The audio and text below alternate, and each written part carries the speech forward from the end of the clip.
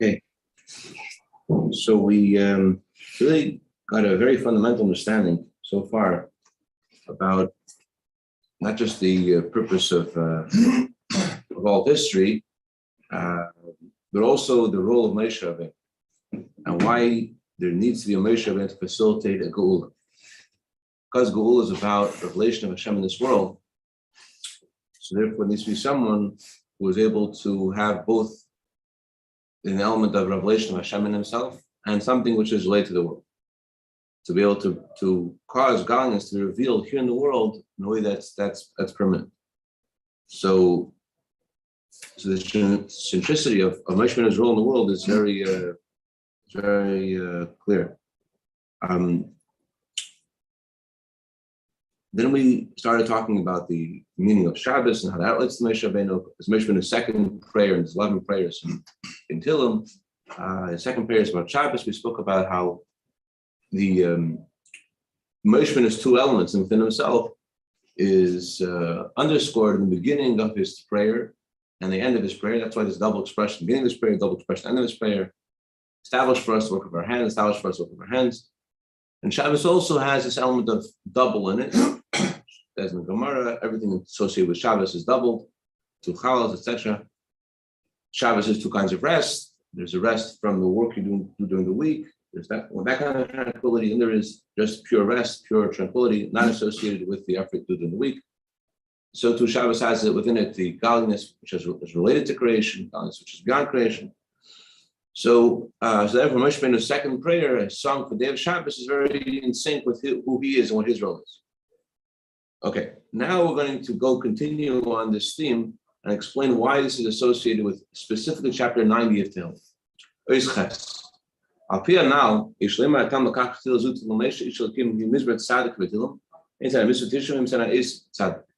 Now we can explain why this chapter is number 90, both because of the number and because of the letter of 90. Letter of 90 is letter Tzadik. Tishin. What does 90 have to do with Moshe Rabbeinu's prayer, Moshe Rabbeinu's rule? There's a rule in Gemara, when something happens 3 times, it's considered established. When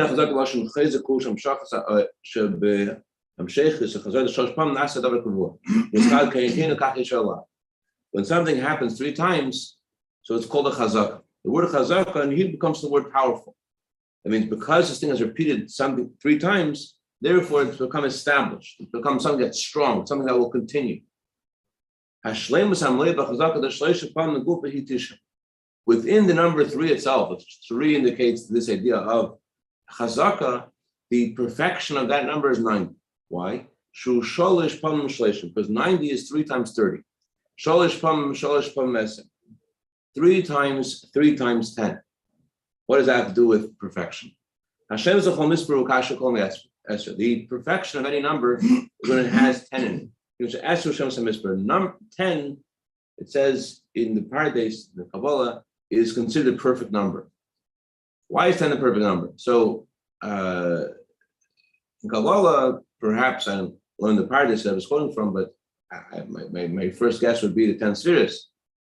In the Mishnah, talks about the number 10 in Pirkei Avos, several tens, but the Rebbe notes that there's 110. The Mishnah glaringly omits that every Jew and every non-Jew is aware of the 10 Commandments. How come the Mishnah is listing all the tens, doesn't mention the 10 Commandments? And the Rebbe says because that's the source of all the tens. The reason why everything in the world is 10 is because of 10 Commandments. 10 Commandments is where 10 is in Torah. That's why there are 10 spheres and everything is 10. It comes because of this, the 10 Commandments, because of the Torah.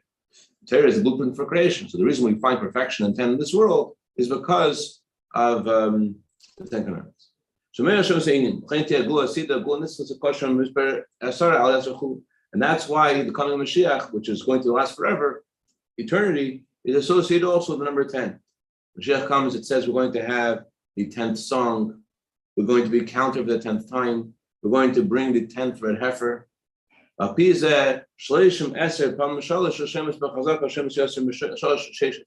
Therefore, 30, which is 10 times 3, is a perfection in chazaka, because it's not just it's more perfection than 3, 6, or 9. 10 times 3. So 30 is a perfection of Chazaka. And 90, which is 3 times 30, is the full perfection of Chazaka. So that's 90. That's how the number 9 is associated with this same idea of Moshe Rabbeinu, something that lasts forever. Moshe Rabbeinu is not just about revealing godliness to the world, but in a way that's permanent. Is this some kind of formula? In other words, a number times 10 times itself is full perfection for that number? That's not true. No, it's not number times itself, or numbers. It's not a general formula. This is a specific thing associated with Chazak. That 3 is Chazak. 3 is Chazak. Okay. And within 3, the number 10, when 3 is 10, like they say, and maybe that's why the expression 10x came about. I don't know. Does 10x mean like the max? That expression. Simple. Survey says no, there is such a thing as 10x. Yeah, that's just an investment thing. All right, fine. So 10 times 3 is perfection of Chazaka, and then Chazaka itself is in its fullest form when Chazaka itself has Chazaka. When the perfection of Chazaka is tripled, then you have 9. Okay, now we can see what the letter Tzadik has to do with this. The general way, the more common way that our sages write this letter, letter Tzadik, how they write it out, they don't write it Tzadik Dalad Yud. That's how they spell Tzadik. Lekuf Basef. They don't put a kuf at the end. However, in many places, there is also the last letters put in there as well. There's that kosher im letter Tzadik. So the letter is called not a Tzadi in many places, but a Tzadik. So kosher im, next page, which this is associated with the level of the Tzadik. And a Tzadik is called Tzadik associated with your Yesod. Why is Tzadik associated with Yesod? So basically, when we learn till now, it makes sense. What does Yesod mean? Yesod means bonding. The Tzadik is the one who is the foundation. Yesod means foundation. Yesod means bonding. Tzadik is the one who is the foundation of what the world is about. The world means concealment. And the Tzaddik is the one who bonds and reveals godliness to the world. So the letter, the Tzaddik Al Yud Kuf, is associated with the level of Yesod. Oh, you lost me there. How is it attached to Yesod? Because it says in the pasuk, Tzaddik Yesod, the Tzaddik is the foundation of the world. Oh, okay. So the word Yesod is also the madrega of Yesod, which is about bonding. And the Tzaddik is the one who is the ridge that reveals godliness in the world. This is be a good. You do a good. So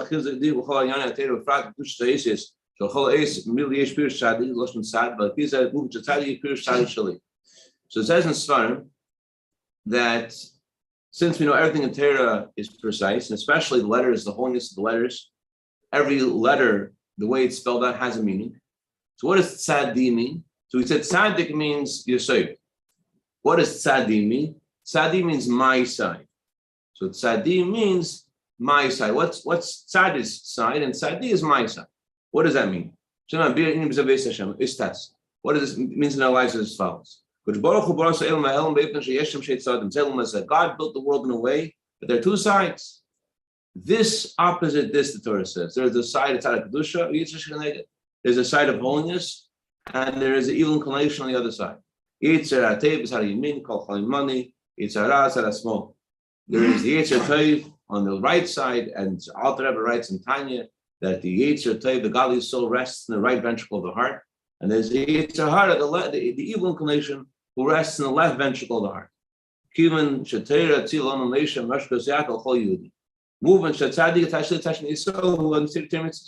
sins Moshe Rabbeinu commanded us, the Jewish people, of Torah, and the Torah is considered the inheritance of the community of Yaakov, of Jacob. It's understood that every Jew, what's their tzad? What's their side? Whose side are they on? Their side is the side of Torah mitzvahs. They inherited the Torah, so their team is Torah team. The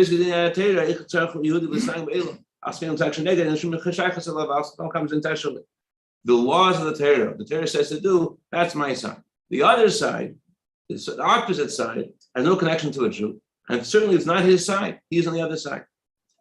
It's very interesting. This is similar to what it says about Avraham Avinu. Avraham Avinu is called the Ivri. What's Ivri mean?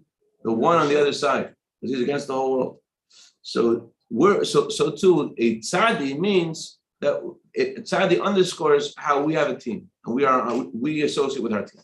However, there's an emphasis over here that it's not called me, it's called my side. It's not called my whole existence.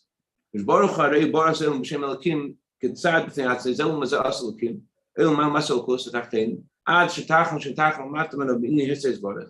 לניש במתנצה שצריך לשם ולראות התורה, עד שתחם שיש סגל על פתח השם. כמובן וזהי, שאף חסר שגם הצד הוא יסכים לראות את פסק סני התורה, דווקא אז הרי זה נקרא פנימוס בתחתינו.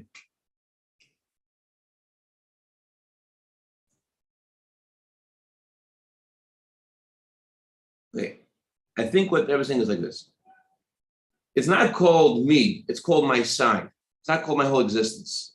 Why isn't it called my whole existence? If Torah mitzvahs is what I'm about, so that shouldn't be something I just I'm patriotically associated with. It should be more than that. Why isn't it more than that? The reason it's not more than that is because Hashem built the world in a way that there's a concealment of balance.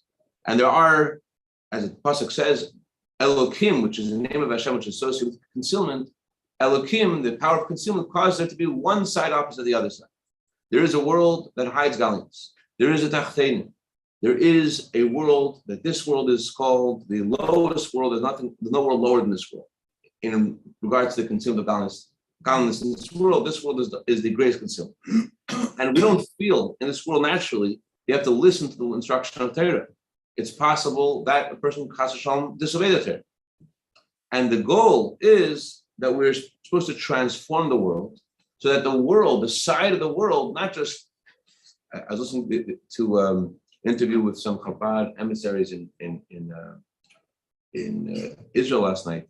I know which university they're in, but they did something very remarkable. What they did was, not only are they Chabad on the campus, but the campus itself created a space for Chabad. So it's part of the campus life. Like in the main center of campus, there is they have a kitchen and they have a Chabad house. That's what campuses have. So it's not there's something superimposed upon the campus. We have to fight the campus. The campus, in order to be a perfect campus nowadays, campuses realize we have to have a Chabad house. How else is it going to be a good campus? So the goal of why Hashem built the world in a way that the world doesn't agree with Torah, the concealed gallions, is in order that we should transform the world so that the world, the side of the world, from its own perspective, should agree to the rules, to the instruction of Torah. And only then, when it agrees to the instruction of Torah, can we say that the gallions has become internalized and part of the lowest realm. So I think the emphasis over here is that it's only my side because there is another side. It's not. I'm in a world where there's another voice. It's not my whole being. There's another thing in my head that's talking to me. I'm looking at the Eibishter, and there's another side as well. It's not my whole being. There's other things going on.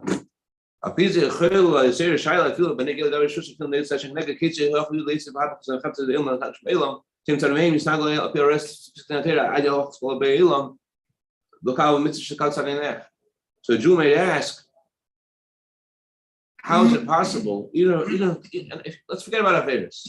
Even doing things which are mundane. How am I supposed to transform the world itself and the people in the world that they, from their own perspective, will act in sync with the laws of Torah? As the Torah says that the Jews are responsible to inspire all people in the world to keep the 7 laws of Noach. How am I supposed to make this transformation in the world? Who are in the Gebet? Please be so Tesla. You're not a objective party over here. You are you're partisan over here because the Torah depends upon the Jewish people. It was given for the sake of the Jewish people, and that's why it says in the Torah that God fought with the Jewish people before anything else. As it says in the Torah, many places it says, "Speak to the children of Israel, command the children of Israel." So the Talmud proves from there the Jewish people exist before the Torah, and the Torah is for their sake. And the life of a Jew depends on Torah. As we say in our prayers, the Torah is our life, the length of our days. Yes, and they gave it up. So if I am not a objective party, if I'm clearly on the side of the Torah, so then how am I supposed to cause the world, the way the world is, the world naturally should become a home for Hashem? If I wasn't such an alien from outer space, part of the world of Torah, and I was just a regular, what did Obama say? I'm a citizen of the world, right? That's who I was. So then it makes sense for me to be able to say that I'm able to, bridge the gap and bring Hashem's message to the world.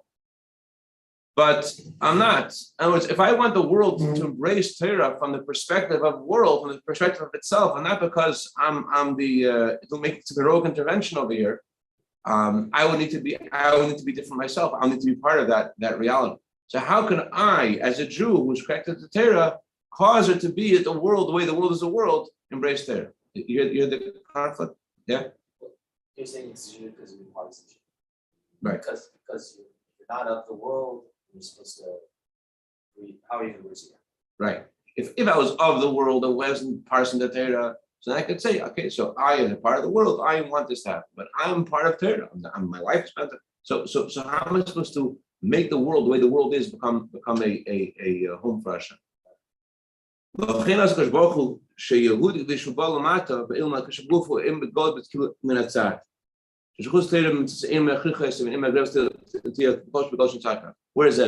therefore Hashem built the world in a way that a Jew, the way he is in his soul and body, it looks like he is objective. It looks like that the Torah mitzvahs doesn't force him to act a certain way. He doesn't have to act anyway. I'm not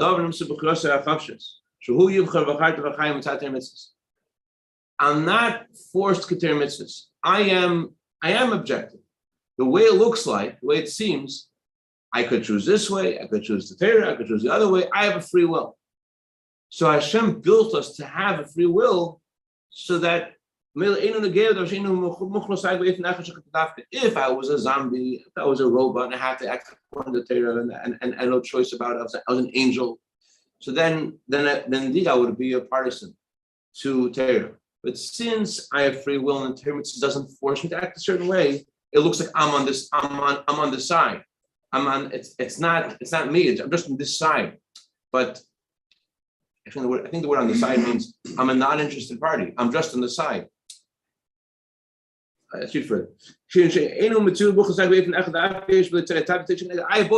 both people in me. I have the Gali soul, the animal soul. It says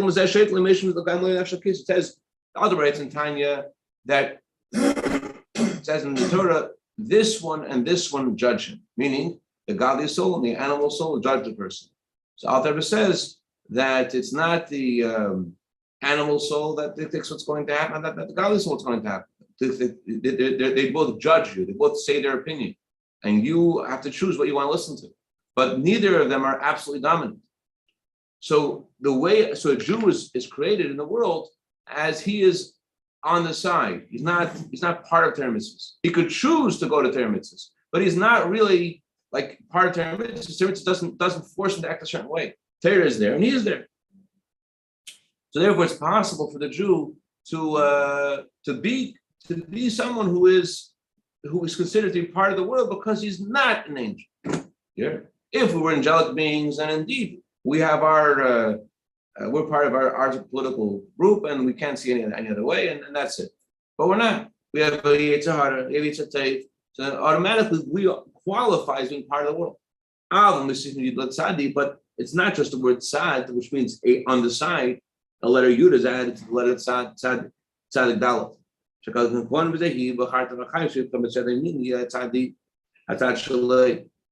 God's intent in giving us free will is in order that we should choose a side, that we should choose the side of life. Hashem asks us to choose life. We should choose the right side. It should be tzadi, my right.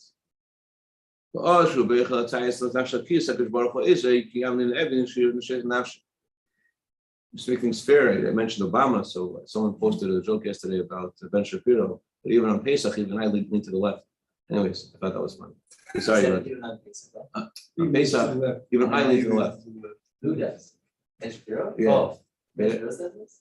Someone made a meme about it. I don't know if it's it. Anyways, so But anyways, the word tzadi means my side, right? So we are organic. So we have a choice. We are born to be just sideless, just on the side. We could choose what we want, but we're supposed to add a yud to we're supposed to choose life. We're supposed to decide that we want to be with the Eibishter and to obey our godly soul, to choose the right, to choose Hashem.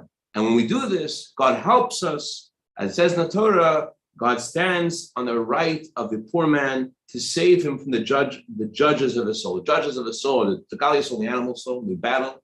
And when a Yid chooses, I don't want to do the right thing, the Eibishter helps to do the right thing. So the adding of the letter Yud to the Tzad Daled means, well, yes, I could choose both ways. I have both voices in me, but Hashem asks me to choose the letter Yud, to choose the right side. So this experience that we all have is analogous to the two elements of Moshe Rabbeinu. Just like I said before, Moshe Rabbeinu. The Moshe has an element of Moshe, which is he comes from the first Shemitah, he comes from the water, he comes from the hidden world, and he's also called the man of Elokim. Elokim means concealment associated with creation. Moshe has something higher than the world in him, something related to the world within him. So do every Jew has a soul and a body. So there is an element of Moshe Rabbeinu which is connected only with godliness, connected only with water. Only with water is called Torah, and then there is the way Moshe is and therefore Moshe Rabbeinu, because of his otherworldliness, is able to transform the world and bring godliness into the world.